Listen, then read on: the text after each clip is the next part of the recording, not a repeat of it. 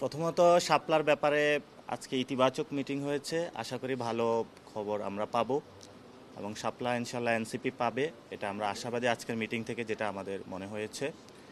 2 নম্বর বিষয় হলো যে আপনি প্রশ্নটি করেছেন যে আমরা শাপলা প্রশ্নে কেন অনড়। শাপলা প্রশ্ন অ্যানলিস্ট করা বা না দেওয়ার ক্ষেত্রে আমরা কোনো আইনি প্রতিবন্ধকতা দেখি নাই। যে প্রতিবন্ধকতা দেখেছিলাম অন্য জায়গা থেকে প্রতিবন্ধকতা, এবং যেটা আপনি প্রশ্ন করেছেন এটা সত্য, অদৃশ্য শক্তির এখানে হাত রয়েছে। এটা লাস্ট যে প্রেস কনফারেন্সের এখানে আমরা এটা বলেছিলাম, এবং আপনারা দেখেছেন যে ইলেকশন কমিশনের অনেক সিদ্ধান্ত ওনাদের মুখ দিয়ে বের না হলেও আমরা বিভিন্ন পত্রিকার প্রথম পেজের মাধ্যমে সেগুলো জানি। আমরা সেই বিষয়গুলো নিয়ে তাদেরকে কোশ্চেন করেছি, এবং আমার দেশে একটি রিপোর্ট এসেছে যে নির্বাচন কমিশনের নথি তাদের হাতে রয়েছে। একটি স্বাধীন সাংবিধানিক প্রতিষ্ঠানের নথি, গুরুত্বপূর্ণ নথি, রাষ্ট্রীয় নথি একটি পত্রিকার হাতে যেতে পারে না। আমরা সেই প্রশ্নগুলো তাদের কাছে জবাবদিহিতা চেয়েছি। আমাদের আজকে আলোচনাটা হয়েছে 2.5 ঘন্টা।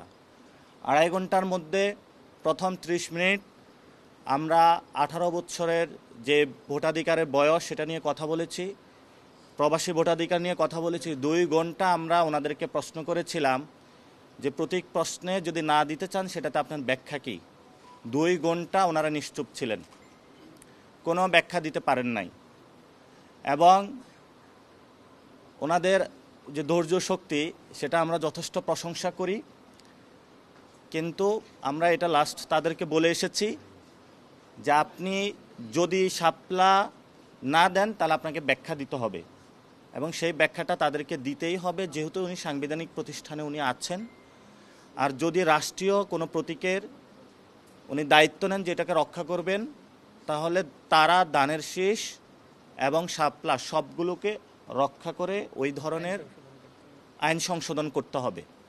সো নির্বাচন কমিশনের সামনে 2টি পদ্ধতি, একটা 2টি রাস্তা আছে। একটি হলো ধান বাতিল করা, তারা বাতিল করা, সোনালী আঁশ বাতিল করা, অথবা শাপলা দেওয়া।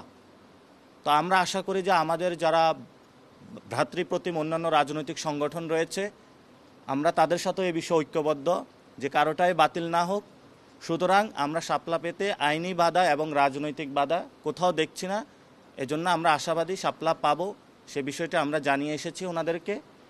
ওনারা এই বিষয়ে নিশ্চুপ ছিলেন, উত্তর দিতে পারেন নাই। আমরা ধরে নিব যে ওনারা এটাতে সম্মতি প্রকাশ করেছেন, যেটা আমরা বিবাহের ক্ষেত্রে দেখি সম্মতি প্রকাশ করে থাকেন। So it's not the fun, I am talking the serious matter. নির্বাচন কমিশন একটি স্বাধীন প্রতিষ্ঠান, যারা আপনারা এখানে বিট করে থাকেন, একটি প্রতিষ্ঠান আমাদেরকে ব্যাখ্যা চেয়েছে, আমরা ব্যাখ্যা দিয়েছি। আমরা আজকে সরজমিনে এসে ওনাদের কাছে ব্যাখ্যা চেয়েছি। ওনারা, আমরা বলছি যে আমাদের ব্যাখ্যাটা দেন, ওনারা 2 ঘন্টা নিশ্চুপ থেকেছে। আপনি এমন কোনো বাংলাদেশে এমন কোনো প্রতিষ্ঠান আছে বা কোথাও এই ধরনের চিত্র রয়েছে? এই ধরনের চিত্র এখানেও আমরা পাচ্ছি। নির্বাচন কমিশনার বললেন যে উনি নাকি মেন্টালি প্রস্তুত, পূর্ব যারা নির্বাচন কমিশনার ছিলেন তাদের মতন পরিস্থিতি বরণ করতে সে মেন্টালি প্রস্তুত আছেন। এই ধরনের উদ্ভট কথাবার্তা এবং অনাকাঙ্ক্ষিত কথাবার্তা এবং উদ্ভট চিন্তাভাবনার যারা রয়েছেন, আমরা স্টিল ওনাদের পদত্যাগ চাচ্ছি না। আমরা শাপলার ক্ষেত্রে আমরা অনড় আছি, অনড় থাকবো, কারণ এটা অধিকার। এটা আপনাদের মাধ্যমে একটা বিষয় আমরা জানান দিতে চাই, এই প্রশ্নগুলো আপনাদের মধ্য থেকে আসে, যেটার আইনি প্রতিবন্ধকতা নাই, রাজনৈতিক প্রতিবন্ধকতা নাই, কোথাও প্রতিবন্ধকতা নাই, তাহলে এটা করতে সমস্যা কোথায়? এবং আমরা তাদেরকে আজকে বলেছি, তারা গত মিটিংয়ে আমাদের ডিজিএফআইয়ের কিছু উদাহরণ দিয়েছিল, বিভিন্ন সংস্থার উদাহরণ দিয়েছিল, সেটাও আমরা আজকে বলেছি যে আপনারা যদি কোথাও থেকে প্রেশার ফিল করেন বা কেউ আপনাদেরকে চাপ দিয়ে থাকে, আপনারা আমাদেরকে জানান।